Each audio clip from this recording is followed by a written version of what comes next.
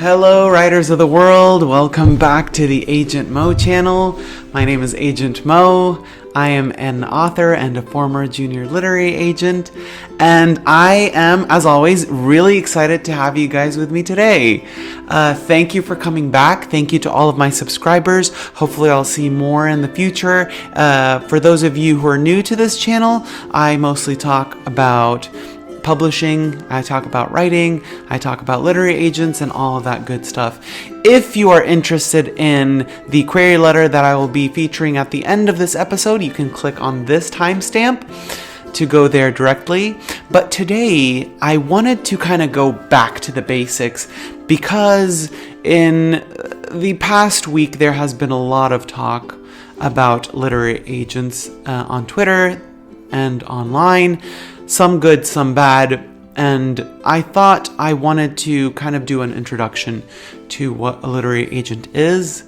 To a lot of new authors, this is a topic that is unfamiliar to them, and it's unfamiliar territory.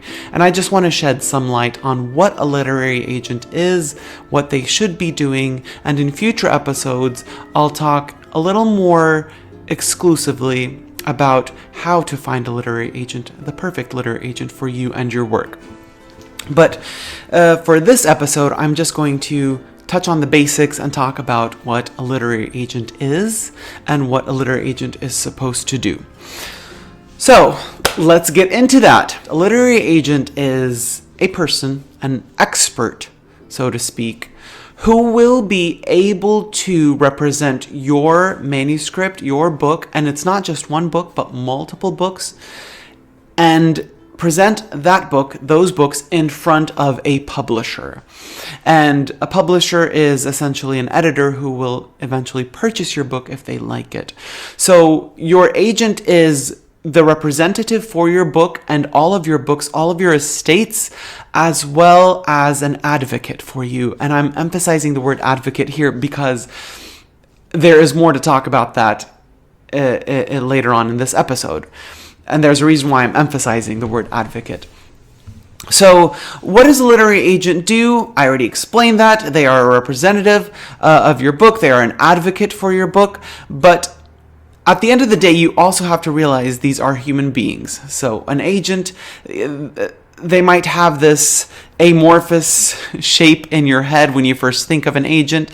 They might be a little intimidating to think about too, because you think agent equals lawyer. You think money. You think a lot of responsibility. So it's a very intimidating concept.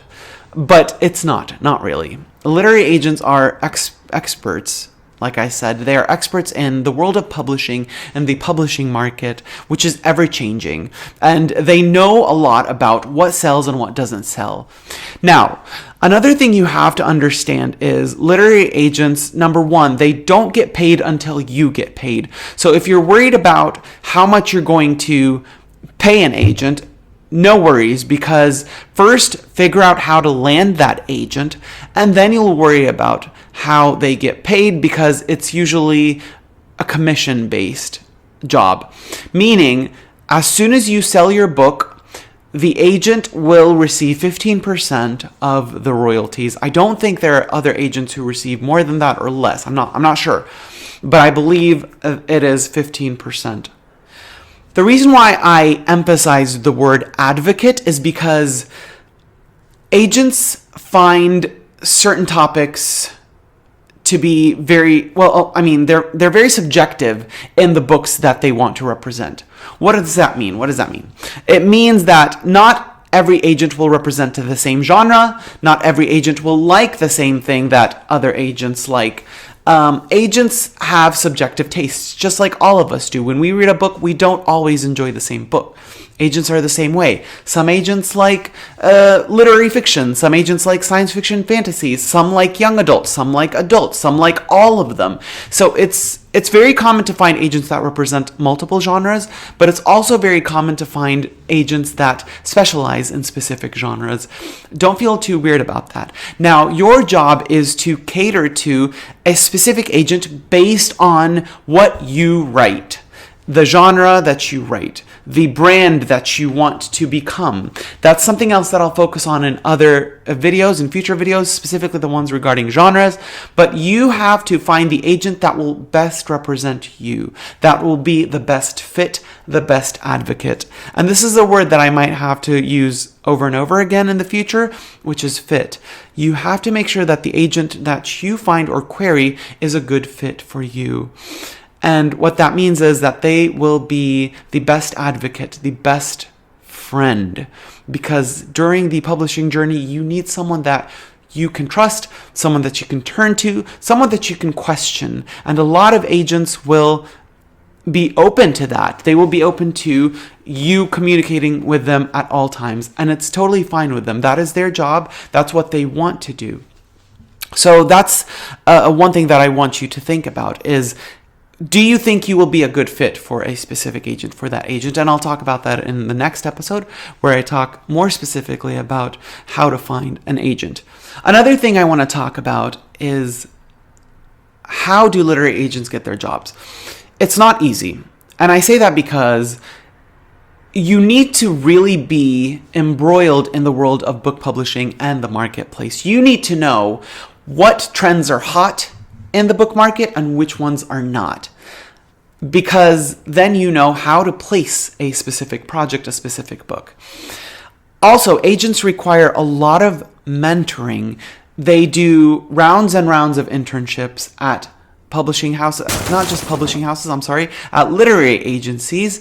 And a lot of times they end up working for those literary agencies. But becoming a literary agent requires a lot of work. You need to learn how to read a query letter, like really read it, understand what that book is trying to sell you. You need to know how to sell a project. You need to know how to buy it. You need to know how a contract is signed. What is all included in a contract? Then you need to know where to place that book in the market, meaning finding the correct editor for that specific book, selling that book to that editor. But at the end of the day, that's pretty much what I wanted to talk about. If you do have specific questions about agents, literary agents, and what they do, then please make sure you leave them down in the comments. Otherwise, please like and subscribe and click on the notification button. Now I'm going to turn to the second part. I'm going to read a query letter. This is a short query letter from a friend. And I'm not going to mention any names or the specific job of my author friend, but I'm going to read her query letter. It is very exciting. I actually really enjoyed reading this one.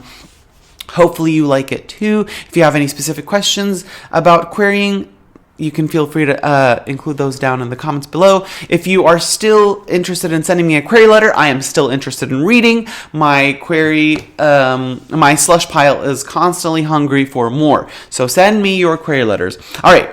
This one says, Dear Agent, I'm excited to introduce you to The Minefield, an upmarket women's thriller with romantic suspense and tongue-in-cheek humor that takes place at Christmas time on the Kansas-Missouri border. The intended audience is for those interested in suspense narratives, espionage thrillers, social security, U.S.-Russian relations, and data breaches. There are themes as well, such as public crisis, media sensationalism, and questionable government emergency measures that in recent times have never been more relevant to readers. The word count is 90,000 words.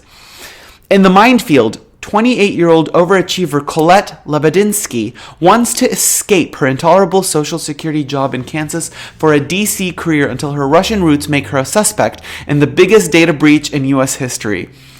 That's nice. Fighting for her life and innocence alongside her hunky yet irritatingly cynical mentor, Colette must navigate her romantic feelings, her painful Russian past, a micromanaging boss, a jealous bully, a conspiracy theorist brother, a hired assassin, a criminal investigator, growing public unrest, and the newly passed Minefield Act, an emergency legislative measure increasing security and surveillance to expose the corrupt commissioner before he blows up the agency headquarters. This book was born out of my fascination with U.S.-Russian relations and my experience working at Social Security in Kansas City, Missouri. I have a bachelor's degree from UW-Madison in Russian and English literature and a master's degree in Russian literature from Northwestern University. I live in Washington, D.C. and am an editor at, and then she includes the job. I'm not going to include that just to keep her identification secret. Okay, so let's talk about this. There's a lot of good stuff here, and there's a lot that needs working on. First of all, the beginning, again, I focus on this all the time. Make sure that it is personalized. Make sure that your query letter is personalized to a specific agent, talking about why you chose that specific agent, why you think they're the best advocate for your book. The second thing I want to talk about is the very first few sentences just includes a lot of detail that's not very necessary. It just includes a lot of fat that can be cut, which is the tongue-in-cheek humor that takes place at Christmas time on Kansas City, Missouri. You can include that towards the end where you include the credentials as to why you decided to write this book. Also, the intended audience is usually something that you include in a nonfiction proposal. Here, it's not an interesting thing to include because agents usually will have an intended audience in their head, but it's really good to just cut that down to what the genre is and the age group, which is the subgenre, or I'm sorry, the genre, which is young adult or adult, and the subgenre, which is thriller in this case. The word count is included. Perfect. There is another line here that I didn't really understand, which is, aside from the intended audience, which is Social Security. I'm not sure what that means. I'm not sure what an intended audience of Social Security is. Other than that, the beginning part is well done. The synopsis part, the hook, is very short. It's just one paragraph. Great job. That looks really well done, except for the end part where it just goes on in run-on sentences. And it's not just run-on sentences, it's run-on details where it says, Colette must navigate her romantic feelings, her painful Russian past, a micromanaging boss, a jealous bully, a conspiracy theorist brother, a hired assassin, a criminal investigator, growing public unrest, and the newly passed. These are 9 consecutive details, and my question is, are these important? Are these necessary to know? You can definitely cut these down to 3. Just sweet, not that many, very concise, and then you can include the other details in a synopsis if the agent asks for a synopsis. But these are just too many details that aren't necessary for this specific query, but the hook grabs me. I know what it's about. I know it's about this overachiever character who is running against the clock. It's a thriller. I love it. Get me to the hook right away. I don't need any additional information. This book was born out. And then the credentials are really well done. I like them and they're perfect. This is a very short query letter. It's very sweet. It's to the point. I would love to read a book like this. This reminds me so much of Joseph Finder's books. I love him. He's one of my favorite thriller writers, even though I don't read thriller mystery. But this one is definitely something that I will pick up and read. And I have nothing else other than that. If you like this video, click on the like button, subscribe, click on the notification button to receive more notifications of future videos that I put out, and have a wonderful day. And see you later. Bye.